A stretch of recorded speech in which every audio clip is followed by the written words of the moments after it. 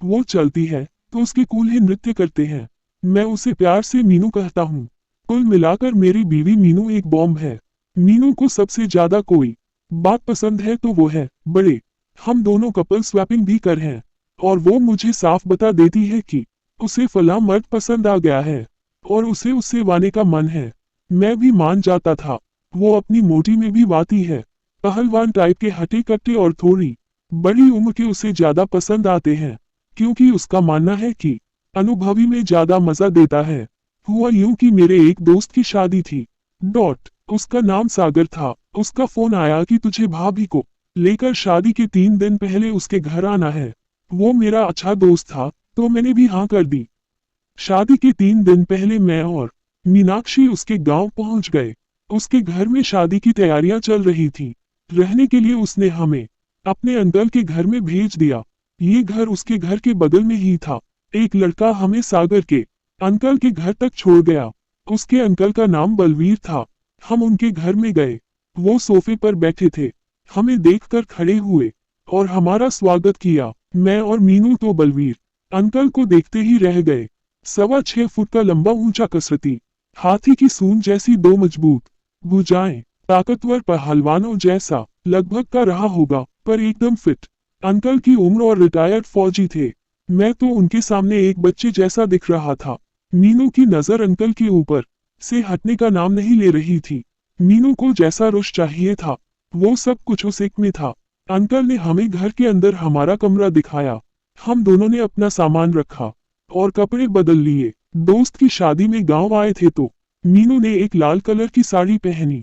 तभी सागर का फोन आया। हम उसके घर जाने लगे।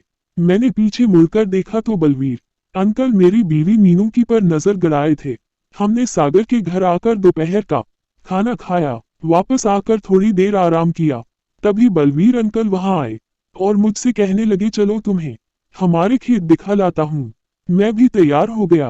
अंकल ने जीप निकाली। तभी मीनू वहां आ गई। मीनू, कहाँ जा रहे हो? बलवीर अंकल, तुम्हारे पति को गांव के खेत दिखाने ले जा रहा हूँ। तुम्हें आना है? मीनू, हाँ रुकिए, मुझे भी खेत देखना है। बलवीर अंकल, चलो बैठ जाओ। मीनू जीप में बैठ गई। बलवीर अंकल ने जीप चालू की और खेतों की ओर दौड़ा दी। 10 मिनट गाड़ी चलने के बाद खेत आ गया। हम नीचे उतरे और खेत में घूमने लगे। अंकल मीनू को खेतों के बारे में सब बता रहे थे। मीनू मटक मटक कर चल रही थी। मैं समझ गया था कि मीनू को अंकल पसंद आ गए हैं, इसलिए मैं उन दोनों से थोड़ा हटकर चलने लगा था। तो मैं थोड़ा आगे निकल गया। पर मीनू के साथ जो कुछ हुआ था वो उसी ने मुझे विस्तार से बताया था। बलवीर अंकल बातों बातों में मीनू को छू लेते थे। एक बार तो उन्होंने मीनू की पर भी हाथ फेर दिया। ये देखकर मीनू मुस्कुरा दी। बलवीर अंकल एक अनुभवी मंजे हुए खिलाड़ी थे। उन्हें पता चल गया कि मीनू ना नहीं कहेगी। ये जानते ही उनकी हिम्मत बढ़ गई।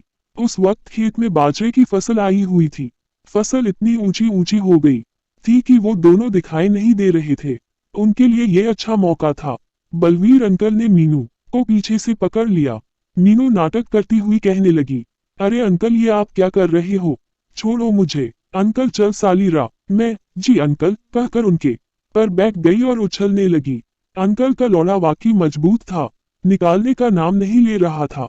लेकिन मैं भी बहुत बड़ी रहा हूं, ऐसे थोड़ी हार मान लेती। मैं बिस्तर से उतरी और फर्श पर अपने हाथों की से अपने पैर की गलियां पकड़कर झुक गई। उस वक्त मैं वैसी बनी थी जैसे कक्षा में शिक्षक बच्चों को अंगूठा पकड़ा कर झुका कर सजा देते हैं, ठीक वैसे। अंकल तो बहुत अनुभवी खिलाड़ी थे। उन्होंने अपनी 2 मोटी उंगलियां मेरी। मैं फिर से स्वर्ग की सैर करने लगी। फिर अंकल ने अपना मेरी दिया और एकदम से की रफ्तार बढ़ा दी। करीब 20 मिनट तक इसी पोज में चली। मैं और अंकल दोनों पसीने से लथपथ थे। कमरे में हम दोनों की के अलावा कुछ भी सुनाई नहीं दे रहा था। आखिर 1 घंटे की के बाद वो पल आया जिसका मुझे इंतजार था। अंकल और बहने लगा। मैं आंखें मूंद कर अपनी में गिरते गर्म का आनंद लेने लगी। 5 मिनट उसी तरह रहने के बाद अंकल ने अपना मेरी से बाहर निकाला। मैं वही फर्श पर गिर पड़ी। मैं हौंफ रही थी। अंकल बाहर हॉल में सोफे पर बैठ गए। 20 मिनट बाद मुझे कुछ होश आया। मैं उठी और बाथरूम जाने लगी। रात के 12 बजे थे। मुझे जोर से लगी थी, लेकिन मेरे पैर मेरा साथ नहीं दे रहे थे।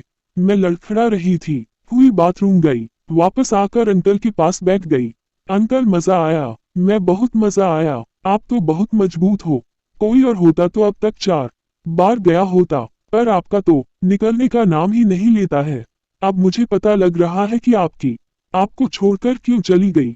हम दोनों हंसने लग। अंकल वाह बहुत आग है तुझमें।